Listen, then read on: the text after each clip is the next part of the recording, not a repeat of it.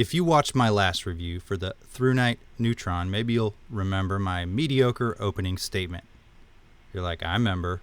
Which had two parts. First, it was a joke about internet trolling, and maybe I shouldn't have been surprised that some trolls got upset who had to pause posting a comment on a local news station's website about a millennial causing a car accident while texting, or an armed robbery, whatever.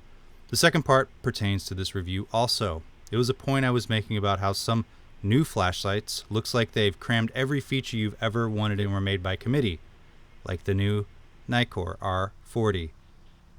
And by the way, if you think my jokes have suddenly gotten worse, my Morrissey jokes, Sean Connery impressions, and these two, I don't know, whatever they are, beg to differ. The Nitecore R40 is a flashlight that operates much like other Nitecore lights I have reviewed, like the EC4 GT or the MH20 GT, in the fact that it has a similar user interface and emitter, but it also has a new inductive charging feature. Remember those old rechargeable mag lights? It's like those, but more convenient, 10 times brighter and smaller. The R40 is rechargeable by inductive charging, or alternatively USB charging. Uses a high-intensity Cree XPL HIV3, which means it has some throw and a moderate amount of candela. Constructed out of aluminum that has been black anodized with a Type 3 whatever, has a coated glass lens, and a user interface controlled by Nitecore's intuitive 2-button system. The box includes the box, the light, a holster, a manual, a desktop charging cradle, a wall charging cradle, one AC adapter, a 12-volt car adapter for those charging cradles, a high-capacity 5,000 milliamp hour proprietary 26650 battery, a sparrow ring, a spare charging port cover, and alright, so let's go to the output modes. My figures and Nitecore's are on the screen. First is ultra low. A little bit higher than I like. Then is low. Then is medium. Then is high. Then is turbo. Now the user interface. If you own any other 2-button Nitecore lights with electronic switches, then you've encountered it before in its basic form. Remember, it has an electronic switch. When not in use for long periods of time, remove the battery or press and hold both buttons for 1 second to lock it out electronically when transporting in your man bag, man purse, your woman bag, or doggy bag. So it makes it harder to turn on. Press and hold for longer than a second to unlock, fool. Easy mechanical lockout by a turn of the battery tube ain't possible. You have to nearly unscrew the battery tube, which is why I said remove the battery. Nitecore's website says you can unscrew it, but it's not quite that easy, I found. Anyway, to operate it, turn on by pressing the power button. The one furthest from the lens. Then hit the mode button to scroll through all 5 modes, from low all the way to turbo, then looping back again over and over and over until you pass out. To turn it off, press the power button once. When you turn it back on again, it will be the last mode you used except strobes. I know, right? Terrible. To access strobes, the light needs to be on. Then hold the mode button. First, tactical strobe. Tactical is most important, obviously. Then hold the mode button again, you get beacon. Then hold the mode button again, and you get SOS. Hold it again and it goes back to normal operation. Okay, shortcuts from off. Press and hold power button to get into ultra low. Got it. Now turn it off. Now hold the mode button to get into turbo. Then turn it off. Then double click mode button to get to strobing hard. This is tactical strobe only, of course, for the shortcut. To check battery voltage at any time, just click mode button once from off. It'll blink out the voltage under the button. Like fully charged will be, 4 blinks, pause, then 2 blinks, meaning 4.2 volts. The biggest feature of this light is its charging options. People who use lights for work and who use these lights often need easy peasy charging options and some flexibility. The best way to charge it is through one of the 2 inductive charging cradles like seen here. It includes one AC adapter, so you have to choose which best suits you.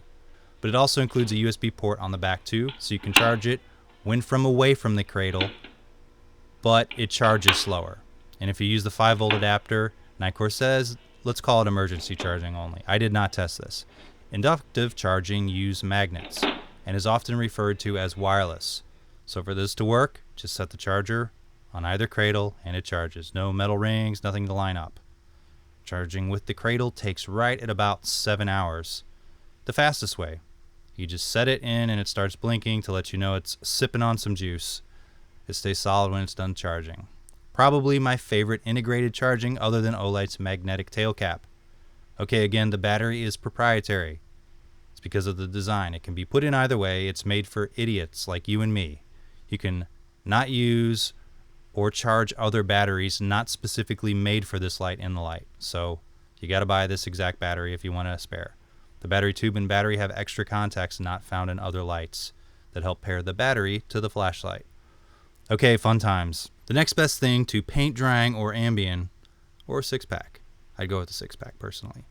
First is turbo. Nitecore claims they have thermal regulation in about, all of their lights. There's probably a few people that might ask, can you put a fan on it? No. There's no time step down, so it holds its brightness strong. No as in like I don't want to. But there is a very subtle, steady decline in brightness over the first hour. There's a 22% drop. Yes, I used a calculator this time. I'm basing that on the number from the lux meter at which it starts to where it's at 1 hour.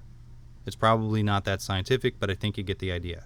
At 2 hours in, you're at a 41% drop in brightness overall.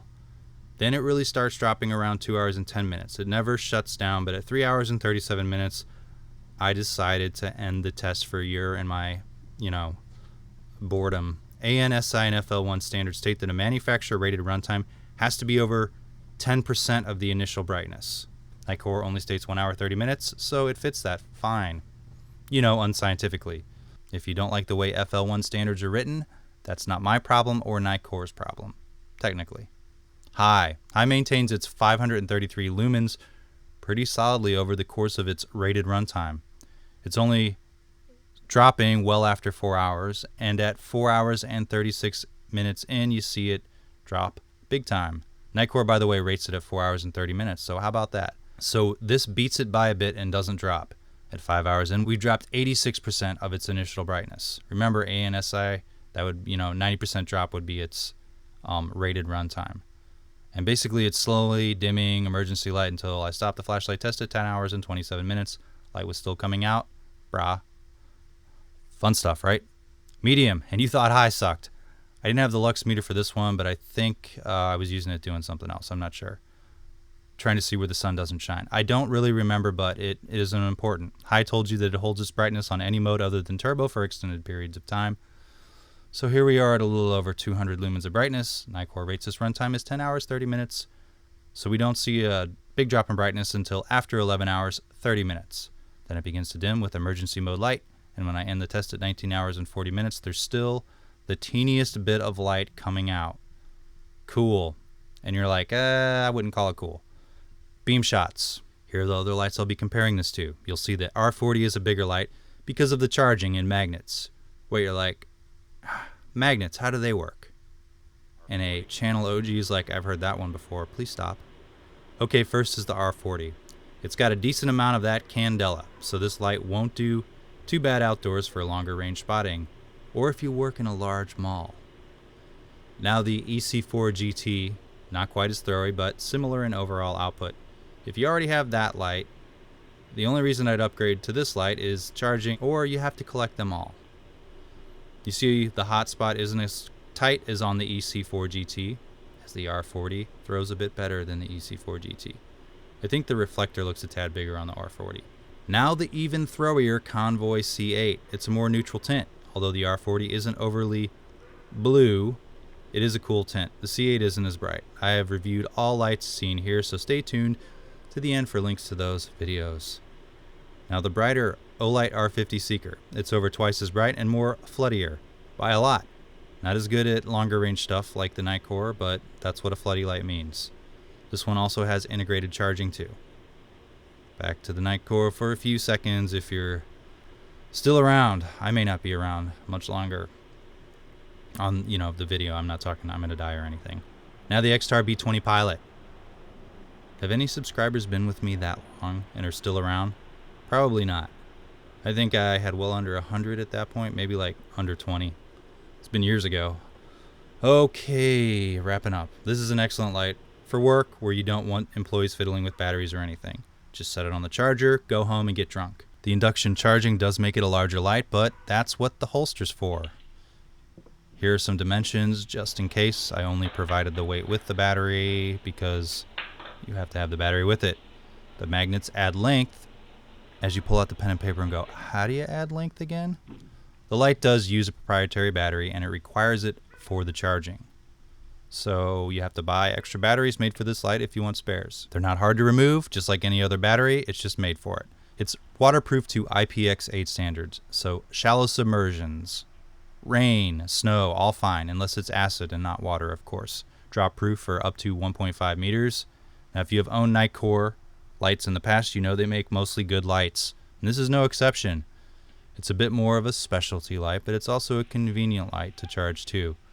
If those things make sense to you, buy it from bestlight.io, based out of Virginia, who provided this light for review. Links are in the description with a coupon code that may expire, but not for the foreseeable future. Don't get mad at me if it does.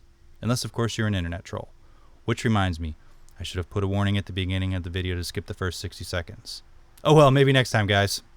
If you like horrendous, tedious humor that's beginning to slip, please subscribe to this channel. Or maybe you don't like my videos, but you watch them and subscribe anyway because you have a special defect. Comment, give it a thumbs up. And thanks to all the subscribers who come back every week, several times, because you're like me and you have a special defect too. Thanks for watching.